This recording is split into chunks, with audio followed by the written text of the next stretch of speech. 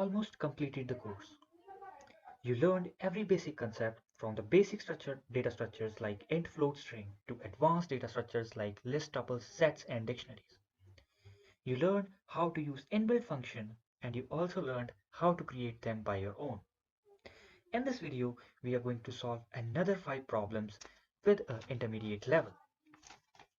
I can assure you these problems will let you better understand to combine various functions to create something new. Let's just start by defining our first task. The first task is going to, you need to find the sum of odd and even natural numbers in a given range. Let's just suppose that we want to find the sum of odd and even natural numbers up to 20. So let's say we have n equals 20. And in order to find the sum of odd and even natural numbers, we need to remember the previous concepts. We discussed two functions called range and sum, and we also used it. So now we are going to use it to find the sum of odd and even natural numbers. So in order to do that, we first need to create a range up to that number. So that is going to be from 0 to 20. Now when I'm defining my upper range as 0, that means I am going to start it from the even numbers. And then I need to find the sum of these. But there is only one problem with that. If I execute it, it's going to give me the sum of complete and natural numbers. It's going to include 0, 1, 2, 3, 4, up to 20. But I don't want that. I want to find the sum of even natural numbers. So that means I had to write here increment factor. So by default, the increment factor is going to be 1. That's why every time when we use the range, its value is increased by 1. Now I want to increase the value by 2. So what I need to do, I simply need to put in here 2. Now if I just press Shift and Enter, and if I print A, now I had the sum of natural numbers that are even from 0 to 20. And you can do a bit of a manipulation in order to find the odd sum. So in order to do that, you need to just start your range from 1. And then it's going to skip the second value. Now the range that we are going to see in this function is going to be 1, then 3, then 5, then 7, then 9. So if I just print it out, and you can see we have A as 100. Let's discuss our second task, task 2. The second task is to sort a string from the words in it. So let's suppose I have a string. This is a Python tutorial. So you can see we have 5 words in it, and I want to sort the string A by each word. So that means I want my output to be like A equals A is Python this tutorial. Now you can see that each word is sorted out. So I want my output to be like this. So how I can do that? Now the first thing that should hit your mind is that first you need to separate out each word from the string. So in order to do that, we had a function called split. So let's just begin with that. So I am going to store the splitted values into a list L. So L equals A dot split, and I am going to split it by the space. So if I just press Shift and Enter, and if I just print L, now you can see that we have our splitted words. Now all I need to do is to sort them. So in order to sort them, I am going to use a function called sort. Now if I just did that, and if I print L, you can see that our words are sorted out. But I don't want list to be my output. I want string as my output. So that's why I am going to use a join function. So I am going to join them by a space, and then I'm going to write here dot join, and I pass in my list L. And if I press Shift Enter, we have our sorted string. Now you can do it if you want to sort the string in the reverse order. So in order to do that, all you need to do is to type in a parameter reverse equals true. Now let's just compile it. Now first we need to split it against, then you can see this is how it's been splitted out. Then I use L dot sort. If I print L, it's in the reverse order, and if I join it, it's in the reverse order.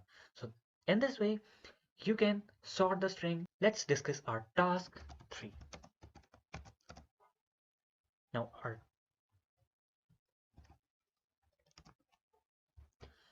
our task is 3 is to check whether a string is palindrome or not. So palindrome is a special kind of string.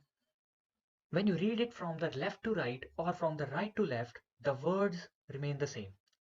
For example, if I look at the word race car, if you read it from the left to right and from the right to left, you will see that in both the direction it's going to be a race car. Now if I start it from the right side, it's a R-A-C-E-C-A-R. That's going to be a race car. And if I read it from left to right, then it's also again going to be race car. So how to check such sentences? So in order to do that, we need to use a conditional statement. The basic concept should be that you need to take a list and then you need to check it if it is equals to, if I reverse the string and both of these matches, that means it's a palindrome. So that means my task is to reverse a string. So I am going to use a conditional statement if a double equals a. Now I need to check it against the reverse value of the string. So in order to do that, I am going to use a slicing operator. Now the first value that we provide in this is the starting index, and then I provide in the second position we are going to provide the last index. And here comes the third argument that provide the incremental factor, that how you wanna check out your list. Now if I type here -1, so that means it tells my string that it's going to be read from the last end. Now, we have seen that whenever you want to check the last element of a list or last element of a string, we write -1. So when this -1 is used along with the slicing operator, so it's going to check the, the reverse of the string, and then we are going to equate it to the normal string. If both of these matches, then it says print palindrome, right? So let's just check it out. If I just did that, we got the error. Oh, it's because I need to define my string in the inverted commas. Now, if I just press shift and enter, it's a palindrome. Now, what if I just change my first letter R to capital R? Now, if I just run it, it shows nothing because the if condition is not met. And if I press in here else, and if I print it out not, and let's just run it out, it says not. Why is that it says it's not a palindrome? It's because we have changed the string. Now Python is a case sensitive language, so it's differentiating between the small r and the capital R. So that means whenever you are writing to check for the palindrome, the first thing that should hit your mind is to either convert your string into the uppercase or the lowercase. So what I am going to do, I'm going to go for a equals a dot lower. Now if I just press shift enter, now it says palindrome. It's because I converted all of my string to the lowercase. Let's discuss our task 4.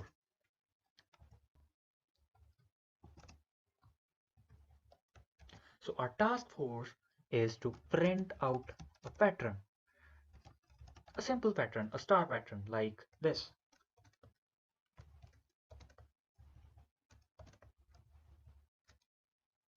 We need to print out such pattern.